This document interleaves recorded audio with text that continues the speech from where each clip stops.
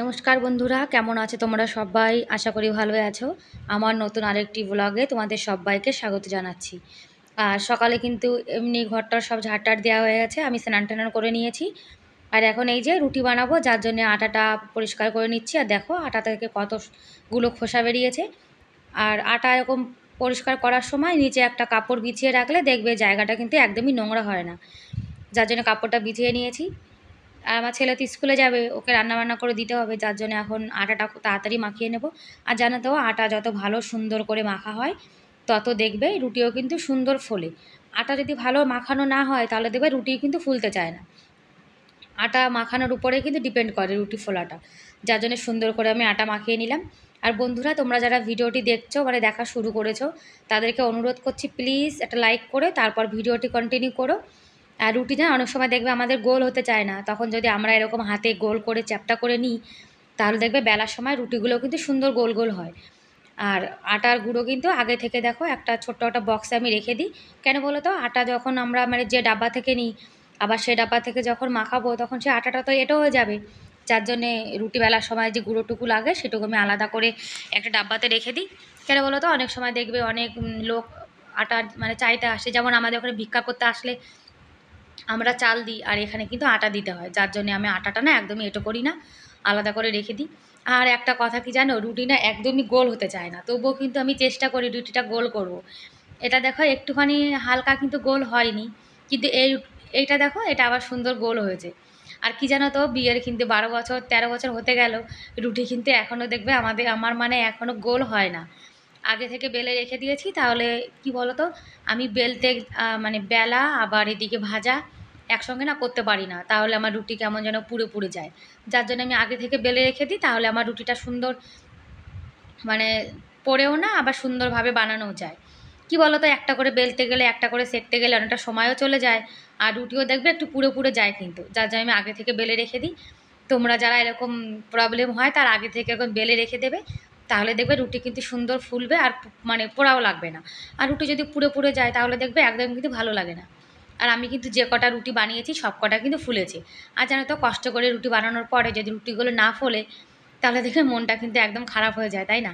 আর আজকে কিন্তু আমার রুটি সব কটাই ফুলেছে।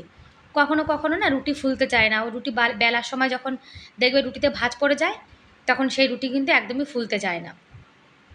আজকে কিন্তু রুটিগুলো একদম পাতলা পাতলা করে বেলেছি। আর রুটি দেখেছো সব কটা কিন্তু ফুলেছে আমার। আর রুটি যখন দেখো এরকম হটপটে রাখি, একটা নিচে কাপড় কিংবা একটা টিস্যু পেপার রেখে দিলে তাহলে নিচে যে রুটিটা ওটা দেখবে একদমই কিন্তু ঘেমে যায় না। তা না, রুটি কিন্তু ঘেমে যায় আর রুটিগুলো কিন্তু ভেজা ভেজা মতো হয়ে যায়। আর আমার বর বলছে লস্যিতে মানে জিরে গুঁড়ো খাবে, তা জিরে গুঁড়ো তো ছিল না, যার জন্য একটু জিরে গুঁড়ো করে নেব। আর ভাবছিলাম যে এটার মধ্যে তো রুটি বানিয়েছি, তা এইটার মধ্যে আবার জিরেটা গুঁড়ো করে নিই, তাহলে আমার গ্যাসটাও কম পুড়বে, কেন তাওয়াটা তো অনেকটা গরম রয়েছে, যার জন্য। আর এই বেলনাটাও তো ধুতে হবে আমার, রুটি বানিয়েছি, যার জন্য ভাবছি এই বেলনাটা করে তো একেবারে গুঁড়ো করে নিই, তাহলে একবারে ধুয়ে নিয়ে চলে আসবো, তাহলে আমার শিলটা আবার ধুতে হবে না। আর কি বলো তো, এই যে ছোটো মোটো যে অভিজ্ঞতাগুলো এগুলো কিন্তু বিয়ের আগে একদমই ছিল না, ওই সংসার করতে করতে অভিজ্ঞতা হয়ে গেছে। আর আমাদের মেয়েদের দেখবে সংসারে আসলে সব অভিজ্ঞতা কিন্তু ধীরে ধীরে হয়ে যায়, তাই না? আর বাড়িতে না দই জমানো হয়নি, যার জন্য আমার বর বাজার থেকে দই নিয়ে এসছে। এই সরষের দইটা না খুব ভালো। কি বলো তো, বাড়িতে বানানো যে দই, সেই দইয়ে যেমন একটা ভিটামিন প্রোটিন আছে, সেগুলো কিন্তু দোকানের ইসে একদমই থাকে না, কেননা ওরা কেমন করে বানায় তা তো জানি না। আর প্যাকেটের জিনিস দেখবে যত না খাবে ততই কিন্তু ভালো। আর দই কিন্তু বাড়িতেই জমানো হয়। ওই যে একটুখানি রেখে দেবো, কালকে একটু দই জমাবো, মানে আজকে রাত্রিরে দই জমাবো, যার জন্য একটু রেখে দিলাম। তাই আমরা কিন্তু প্যাকেটের দই কমই খাই। আমরা বিকালে যে দুধ নিয়ে আসি সেই দুধ দিয়ে দই জমিয়ে দিই। আর দইগুলো দেখেছো কতটা সুন্দর টাইট টাইট হয়েছে। আর একটুখানি রেখে দেবো আমার ছেলের জন্য, ওই স্কুল থেকে এসে খাবে। আর এখন গরমকাল চলে এসছে, গরমকালে তো একটু দই খেতেই হয়। আর দেখেছো ওভেনটা কতটা নোংরা হয়েছে, আর রুটি বানালে দেখবে ওভেন কিন্তু খুব নোংরা হয়ে যায়। আর এই দেখো আমাদের সকালে একদম সিম্পল খাবার, দই রুটি আর লস্যি, একদম রাজস্থানি দেশি স্টাইলে খাবার। এর সঙ্গে একটা পেঁয়াজ নিলে কিন্তু আর একটু ভালো লাগতো, কিন্তু পেঁয়াজ তো খাবো না, যার জন্য পেঁয়াজ নেওয়া হয়নি। আর খাবার দাবার খেয়ে দেখো বাসন নিয়ে চলে এসেছি, এখন বাসনগুলোকে মাজবো। আর শরীরটা জানো না অতটা ভালো নেই, ওই ডাক্তার যে ওষুধ দিয়েছিল গোড়ালি ব্যথার, ওটা খেয়ে না আমার পেটে কিন্তু খুব গ্যাস হয়েছে। দেখবে ব্যথার যে ওষুধগুলো সেগুলো খেলে কিন্তু পেটে খুব খুব গ্যাস হয়। যার জন্যে গ্যাসের ট্যাবলেটও খেয়েছিলাম সঙ্গে, কিন্তু আমার খুব গ্যাসের দোষ তো, যার জন্যে আমার একটুখানি ব্যথার ট্যাবলেট যদি আমি আর্ধেকও খাই তাও আমার খুব গ্যাস হয়ে যায়। আর এখন কি করব বলো, ব্যথা খুব হয়েছে, এখন ব্যথার ওষুধ না খেলেও হবে না, যার জন্যে খেয়েছি। আর দেখেছো ওভেনটাতে কতটা গুঁড়ো পড়েছে, গুঁড়োগুলো এখন মানে শুকনো একটা ন্যাকড়া দিয়ে, মানে একটা শুকনো কাপড় দিয়ে আগে মানে পরিষ্কার করে নেব। কেন বলো তো, ভেজা কাপড় দিয়ে পরিষ্কার করতে গেলে না পরে পুরো দেখবে আরও নোংরা বেশি হয়ে যায়। যার জন্য ওভেনটা থেকে যা গুঁড়ো ছিল সেগুলো ওকে ফেলে দিয়েছি। এবার ন্যাকড়াটা ধুয়ে এনে তারপরে আবার সুন্দর করে মুছে নেব। আর রুটি বানালে ওভেনটা দেখবে খুব নোংরা হয়, আর ভাত তরকারি রান্না করলে কিন্তু ওভেনটা অতটা নোংরা হয় না। আর রান্নাঘর যদি এলোমেলো থাকে, নোংরা থাকে, তাহলে তো একদম ভালো লাগে না। কেননা আমাদের মহিলাদের দেখবে বেশিরভাগ সময়টা কিন্তু রান্নাঘরে কাটে। এখন রান্নাঘরটা তো সুন্দর করে পরিষ্কার করে রাখতেই হবে। আর বন্ধুরা, তোমরা যারা ভিডিওটি দেখছো, তোমাদের যদি ভিডিওর কোনো অংশ ভালো লেগে থাকে তাহলে প্লিজ এটা লাইক করে দিও। আর আমার চ্যানেলে আজকে যারা নতুন ভিডিওটি দেখছো আর চ্যানেলটিকে সাবস্ক্রাইব করোনি, তোমরা চাইলে আমার চ্যানেলটিকে সাবস্ক্রাইব করে আমার ছোট্ট পরিবারের পাশে থাকতে পারো। আর যারা কাজটি করে দিয়েছো তাদের অসংখ্য ধন্যবাদ। এদিকে রান্নাঘরটা কিন্তু সুন্দর করে পরিষ্কার করে নিয়েছি।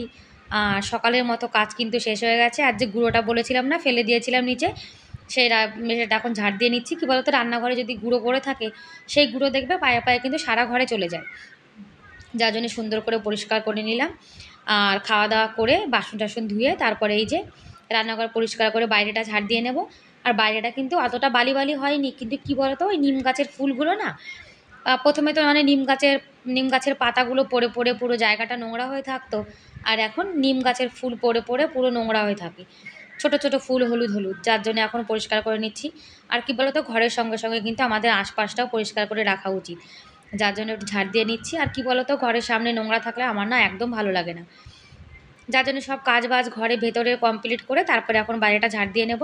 আর সুন্দর কিন্তু রোদ্দুর উঠেছে, গরমটা কিন্তু এখনও অত পড়েনি, কিন্তু এই মে মাসের 10-15 তারিখ যখন হবে তখন থেকে যেন খুব কিন্তু গরম পড়বে আমাদের এখানে। আর আমাদের এখানে গরমও কিন্তু খুব বেশি পড়ে, আর শীতও কিন্তু খুব বেশি পড়ে। এখন তো মানো আমি সব কাজ করতে পারছি, কোনো কষ্ট হচ্ছে না, কিন্তু আর 1 মাস পরে না আমি একদম কাজ করতে পারবো না। আমি কিন্তু গরমকালে খুব খুব ঘেমে যাই, আর কাজ করতে গেলে তো দেখবে আমাদের শরীরটা কিন্তু আরও বেশি ঘেমে যায়। আর বাইরে দেখেছো, এই দেখো রাস্তায় কতটা ফুল পড়ে রয়েছে। আর রাস্তাও কিন্তু আমাদের যে 3টে ফ্যামিলি আমরা আছি, আমাদের ছোটো চাচি, বৌদি আর আমরা কিন্তু সবাই আমাদের ঘরের সামনেটা সুন্দর করে ঝাড় দিয়ে রেখে দিই।